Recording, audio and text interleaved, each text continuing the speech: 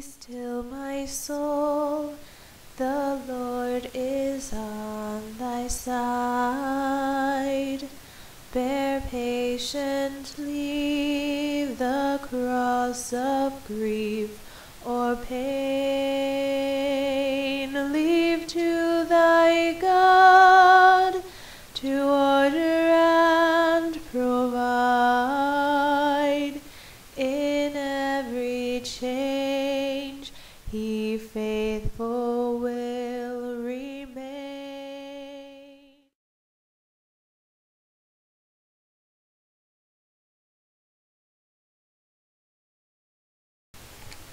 First off, I'd like to talk about the Super Bowl. I usually don't watch football, and we don't have television at our house. We have a television that we watch movies on, but we don't get cable or satellite or anything. So we went over to a friend's house, and that was fun. I did more visiting than watching. I was hoping that the commercials were good, but take them or leave them. The halftime show was entertaining. Majana is 3 days younger than my mother, so I watched it kind of thinking, wow, that could be my mother up there. And it was different to think that way. She did a good job, and I just wish she hadn't tried to act like a 20-something. But that's just my opinion, and I am no place to judge others, so there we go. And also, I was really surprised that Tim Tebow gets so much media attention still when his team wasn't playing in the Super Bowl. It's really interesting to me to see that carry out. It's exciting to see a Christian to live out their faith on the football field and in the arena of football. At the same time, it's a little nerve-wracking to me because he is a representative of Christ, as we all are as Christians, and at the same time, he is human, and he is very fallible. He's able to make mistakes just like the rest of us, and I just think there is going to come a time when temptation will be great and something may cause him to fall. And so as Christians, I would call us all to pray for him, for strength, to keep his convictions, and that when the inevitable happens and he does stumble, that grace will be there for him and he will know that, and at the same time that the media won't make a heyday because it will be so exciting to them that the squeaky clean Tim Tebow fell or whatever. So that's something that I've been thinking about recently, and thinking that it's really important that we support our brothers and sisters in Christ who are making a stand for Christ in the different arenas, and that they will have our prayers and support, and that we won't just be another person to just wait for their fall, but that we can support them and wish the best for them.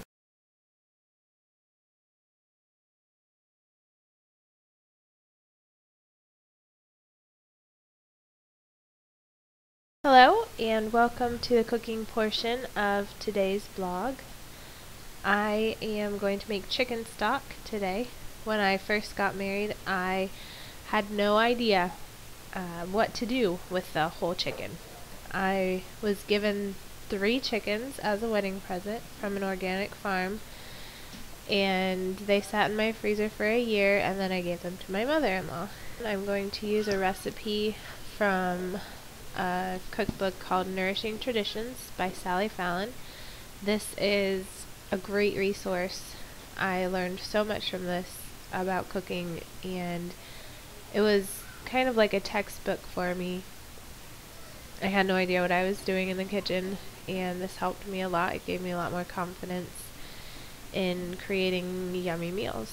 So the beginning of chicken stock, it says to fill, well, put 4 quarts of cold water, cold filtered water, in a stock pot. So here's my stock pot right here. And I have 3 quarts of water in. A quart is 4 cups. So here's my 4th quart. You can use more water if you want. It doesn't really change much. I've used 6 quarts of water. It just depends on how much stock you want to make. I'm going to follow the recipe today, but I have made I've used 8 cups of water. It just thins down the stock a little, but it doesn't take away from it too terribly much. It says to use chicken feet if you can find them, and to use the gizzards of the chicken as well, just to add some more gelatin and the parts of the chicken that we don't usually get but that are full of nutrients. And that's the whole idea here, getting the nutrients from our food that we don't normally get because of processing or having someone else prepare it for us. So we have, when I do it in the summertime, I usually get chickens from an organic farm near us, and they sell the feet, and that grosses my mom out. She can't handle it, so if you can't handle it, that's perfectly understandable. So the recipe says to cut the chicken into several pieces. If you're using a whole chicken, remove the neck and wings and cut them into several pieces. I can't cut chicken, the whole chicken. I have troubles cutting bones, or I get squeamish about that. So if you are brave and want to do it, you just take a knife and you cut those pieces. But I already put the chicken in the pot, so I will show you. I mean, it's a chicken in a pot. There's not a ton to see, but there it is. Look at that. The bird's in the pot with the gizzards. The gizzards are in there, and the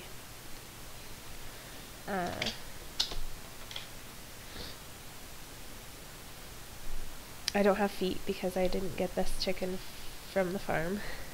I got the hormone-free version from the local grocery.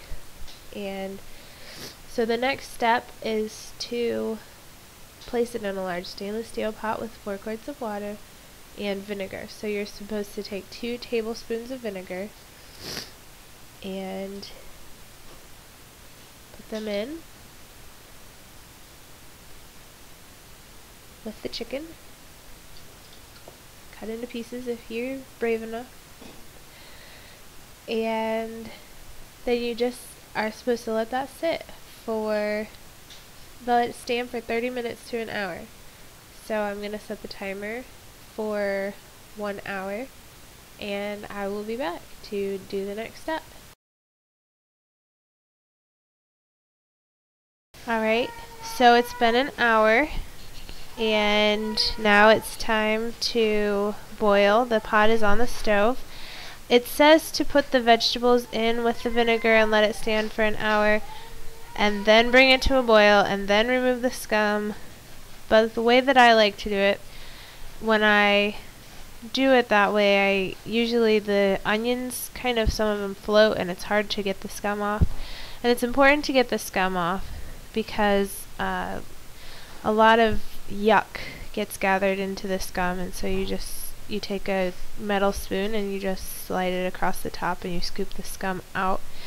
So once that gets boiling, I will show you what removing the scum looks like. But for now, I'm going to chop the vegetables and show you. It says chopped coarsely, and what I do, I I take off the ends of the celery and the carrots. It's 1 large onion, 2 carrots, and 3 celery sticks. So I cut off the ends of them and I just make 3 chops in the celery and in the carrots just to get them opened up. But they boil for so long that they don't really need to be chopped up terribly small. So I chop the vegetables, and I usually wait until the chicken has boiled about I'm going to say 5 minutes, and when the chicken has boiled 5 minutes, that's when I put the vegetables in after I skim the scum off the top. And the other thing about, the one thing I wanted to say that I thought of in the hour that it was sitting in the pot was that you want to make sure that you don't put a frozen chicken in if you got it from the store, because there's a good possibility that the gizzards are in the middle of it and they are probably frozen in the middle of it, and they're probably in a baggie of some sort. So you don't really want a baggie floating around in your stock. So you want to thaw the chicken first before you stick it in the pot. If you can thaw it in the refrigerator, or you can thaw it in a sink of cold water. And I would just suggest, if you're planning to make stock, you should get the chicken out the day before and stick it in the fridge. And if it's not thawed when you're getting ready to make it, you can put it in cold water in the sink for an hour or 2. And I like to make stock on Saturdays and then have that stock to use for soup the rest of the day. Once the stock gets going, there's not a ton to do with the stock. And so, yeah, once the stock gets going, there's not a ton of care that needs to be taken. I usually cut the onion in 4ths. And just, so here are the vegetables. The water's heating up, and once all the veggies are in, once you skim the scum, that's all you have to do with the stock. The chicken is boiling. I don't know how well you can see it, but depending on what kind of chicken you got, there will be more or less scum on the top of it. So you take the spoon and you just slide it along the bottom, and that's the scum that's sitting on the spoon, and you just put it in a dish, and you continue to skim it off until you've got all the scum. And finally, you add the vegetables to the stock. Now that you've skimmed the scum, reduce the heat and cover and simmer for 12 to 24 hours.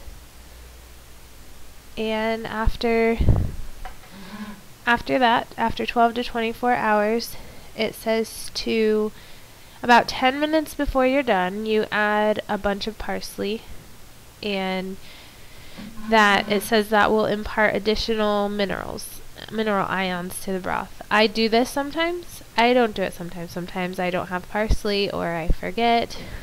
So if you have time, 10 minutes before you're done, you're ready to take the stock off the pot, out of the pot, you put the parsley in, let it simmer for 10 more minutes, and then I will show you how to get this stock from the pot into a bowl, into the refrigerator, and what to do with the chicken after you're done. So that will be next time.